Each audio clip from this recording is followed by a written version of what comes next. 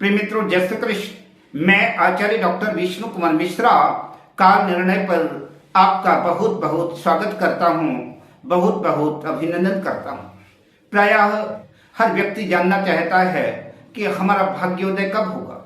आपकी उसी जिज्ञासा का समाधान करते हुए काल निर्णय पर आपको बताएंगे कि मेष लग्न के जातकों का भाग्योदय कब होगा। पर विषय क्रम में आगे बढ़ें उससे पहले आपसे आग्रह, अगर आपने अभी तक हमारे इस चैनल को सब्सक्राइब नहीं किया है तो प्लीज चैनल को सब्सक्राइब करें, साथ ही नोटिफिकेशन बेल को भी प्रेस कर लें।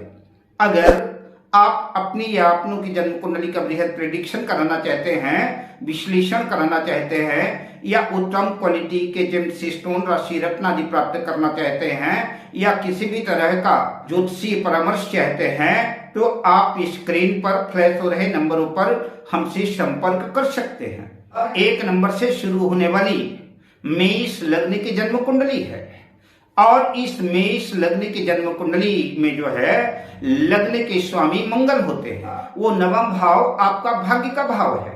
आपके भाग्येश भाग्य के कारक देवगुरु बृहस्पति हैं। जातक की 16 वर्ष की उम्र में भाग्योदय प्रारंभ हो जाता है। 16 वर्ष की उम्र में ही उसका भाग्योदय हो जाता है। आपका भाग्योदय हो, आपके भाग्य की वृद्धि हो, उसके लिए आवश्यक है जन्म कुंडली में लग्न का और लग्नेश का और देवगुरु बृहस्पति का मजबूत होना जरूरी है। देवगुरु बृहस्पति नवम भाग्य भाव में ही बैठे हों धनु राशि में, या कि देवगुरु बृहस्पति जो है जन्म कुंडली के चतुर्थ भाव में, जहां पर 4 नंबर लिखा है, कर्क राशि में स्थित हो, तो वहां पर देवगुरु बृहस्पति भाग्य सूच्य के हो जाएंगे और कदाचित उनके साथ चंद्र भी स्थित हो, गज केसरी योग बन जाएगा और उत्कृष्ट स्तर का गज केसरी योग बनेगा, क्योंकि गुरु अपनी उच्च राशि में होंगे और चतुर्थ सुख भाव का स्वामी चंद्रमा भी जो है गुरु के साथ होगा। अब ऐसी कंडीशन, ऐसी स्थिति अगर आपकी जन्म कुंडली में बनी हुई है तो निस्संदेह 16 वर्ष की उम्र से ही आपका भाग्योदय स्टार्ट हो जाएगा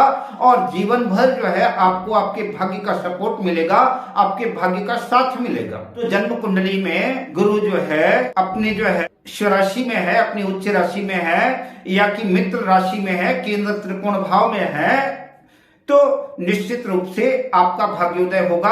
आपको अपने भाग्य का साथ मिलेगा, अपने भाग्य का सपोर्ट मिलेगा। अगर आपकी जन्म कुंडली में ऐसा योग और संयोग बना हुआ है। पंचम त्रिकोण भाव के स्वामी सूर्य जन्म कुंडली में लग्न में ही स्थित हैं, जहां पर 1 नंबर लिखा हुआ है, तो सूर्य उच्च के हो जाएंगे।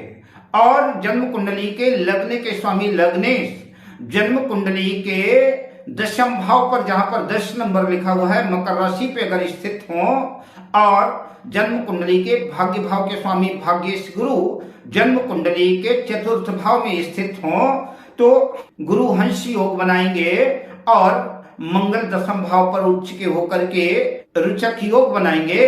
अगर आपकी जन्म कुंडली में ऐसा योग संयोग बना हुआ है, जो आपका प्रभाव होगा वो राजा महाराजाओं जैसा होगा और आपके पास राजा महाराजाओं जैसा वैभव होगा और आपका भाग्य आपको सर्वदा सदा सपोर्ट करेगा, तो आप ऐसा सहज में ही समझ सकते हैं कि जिस जातक की जन्म कुंडली में भाग्येश भाग्य भाव का स्वामी अस्त है सूर्य से, या कि मृत है, उसकी डिग्री नहीं है, उसके पास अपनी ताकत नहीं है, कमजोर है, वो आपके भाग्य को कैसे प्रबल कर सकता है। भाग्य 6ठे 8वें 12वें भाव में चला गया, शत्रु राशि में चला गया, तो वो आपके भाग्य को कैसे झंकृत कर पाएगा। लेकिन इसके ठीक विपरीत, अगर आपके भाग्य भाव का स्वामी जो है अपनी राशि में है, अपनी मित्र राशि में है, उच्च राशि में है, तो आप सहज ही समझ सकते हैं कि दोनों की स्थितियों और परिस्थितियों में एक जमीन आसमान का अंतर है। जिनके भाग्य भाव का स्वामी कमजोर है उनको सदा सर्वदा अपने भाग्य से शिकायत बनी रहेगी, लेकिन जन्म कुंडली में जिनका भाग्य मजबूत है वो हर हाल में जो है अपने को सौभाग्यशाली समझेंगे। अगर लग्नेश मंगल लग्न में है, या कि जन्म कुंडली के 10वें भाव में है और गुरु धनु राशि पर जो है भाग्य भाव में ही है, या कि चतुर्थ भाव में है, या कि ऐसा भी हो कि लग्नेश मंगल और भाग्येश गुरु का राशि परिवर्तन हो जाए, भाग्येश गुरु जन्म कुंडली के लग्न भाव में स्थित हो जाए, जहां पर 1 नंबर लिखा है, और लग्न के स्वामी मंगल जन्म कुंडली के नवम भाग्य भाव पर जाकर के स्थित हो जाए, तब भी जो है निस्संदेह आप परम सौभाग्यशाली माने जाएंगे। आपका भाग्य हमेशा आपका साथ देगा और आप अपने भाग्य के सपोर्ट में, भाग्य के सहयोग से प्रत्येक कार्य में सफलता अर्जित करेंगे। दौलत शोहरत सब कुछ भाग्यवश अर्जित करेंगे और समाज में आपका मान सम्मान होगा। मेष लग्न के जिन जातकों की जन्म कुंडली में गुरु चंद्र की युति केंद्र त्रिकोण भाव में है, शुक्र और गुरु की युति केंद्र त्रिकोण भाव में है, मंगल और गुरु की युति केंद्र त्रिकोण भाव में है, तो निश्चित रूप से जो है तो इनका भाग्य सदा सर्वदा साथ देगा। लेकिन जिन जातकों की जन्म कुंडली में गुरु भाग्येश नीच राशि में चला गया, छठे 8वें 12वें भाव में चला गया, शत्रु राशि में चला गया, गुरु अस्त है, मृत है, उनको सदा सर्वदा अपने भाग्य से शिकायत बनी रहेगी। अब जब भी मंगल गुरु और शनि की दशा अंतर्दशा आएगी, तब ऐसे जातकों का भाग्योदय होगा और ये जो है हर क्षेत्र में सफलता अर्जित करेंगे। भाग्य का और सपोर्ट और सहयोग प्राप्त करने के लिए ऐसे जातकों को विष्णु सहस्त्र नाम का पाठ करना चाहिए।